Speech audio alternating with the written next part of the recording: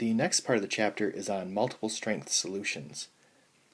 So some drugs have more than one choice for the dosage strength, and this is because some patients cannot handle strong solutions. So the medicine must be more diluted, and the amount of diluent tells you which rate to use in the math. However, the amount of diluent itself is not used in the proportion. So here we have our choices for the amount of diluent, and here we have the corresponding choices for the concentration, or the solution strength.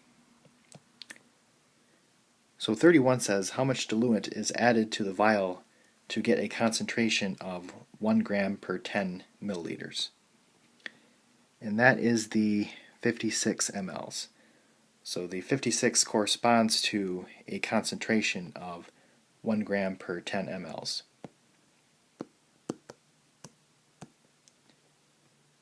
(32) says if you added 26 mLs of diluent, what strength would you write on the label? So 26 corresponds to 1 gram per 5 mLs.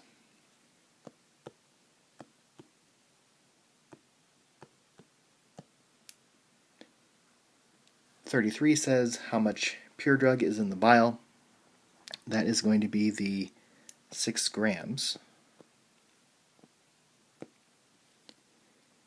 And then 34 says if you reconstitute on May 27th at 3 p.m. under refrigeration, what expiration date will you put on the label?